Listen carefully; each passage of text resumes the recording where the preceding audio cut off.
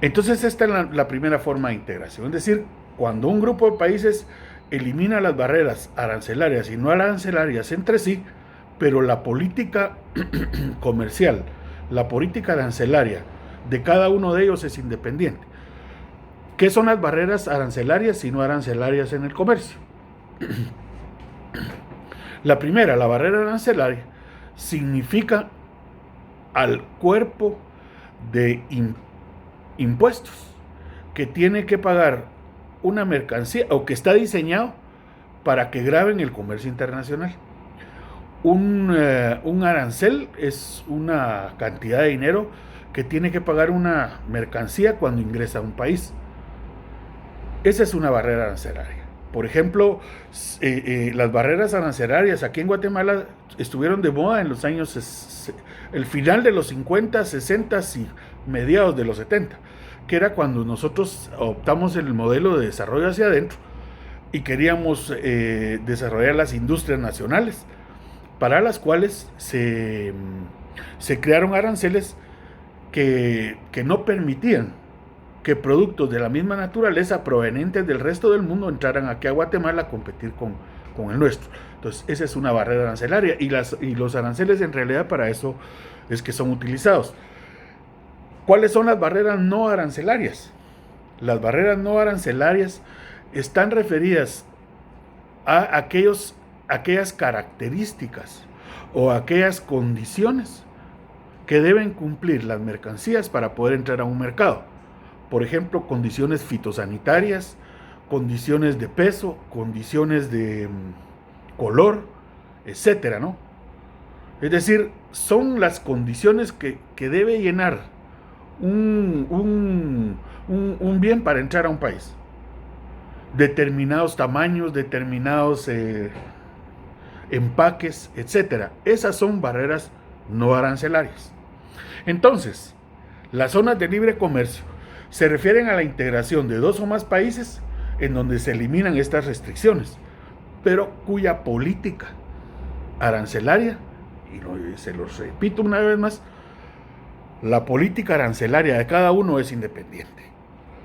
Luego de las zonas de libre comercio, ya vamos a observar aquí la unión aduanera, que sería la segunda etapa de este proceso de integración.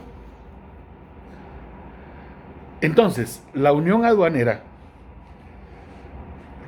además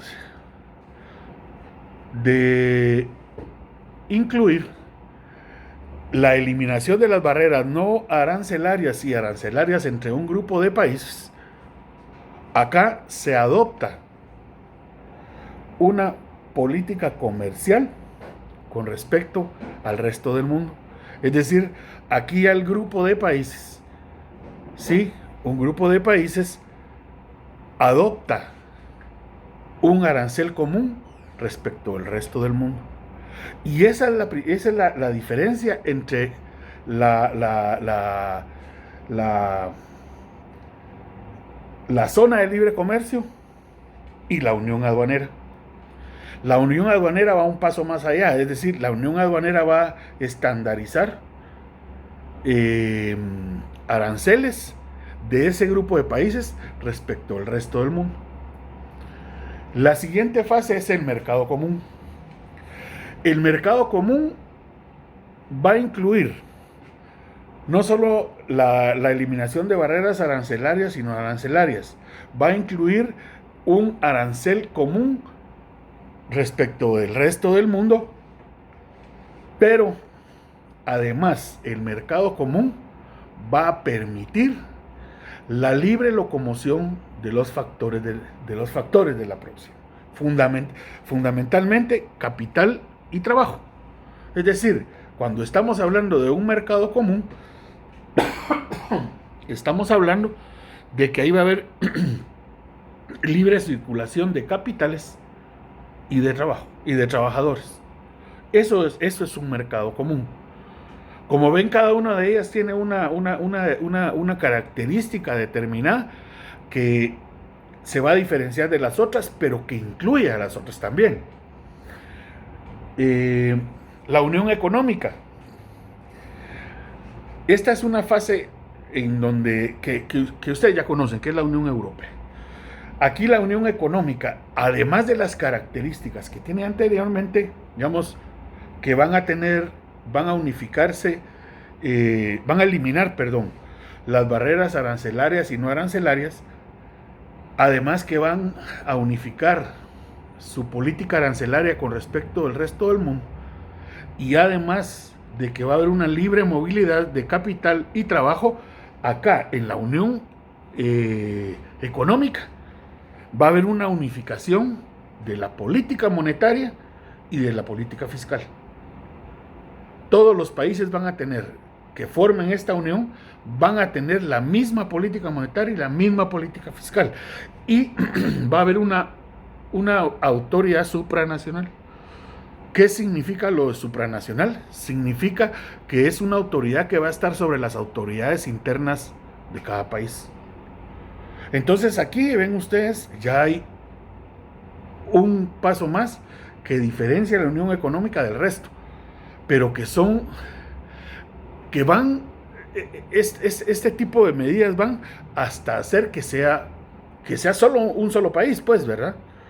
Eso no lo van a lograr los europeos, pues, pero eso es lo que se pretendía al inicio. Y finalmente la integración política completa.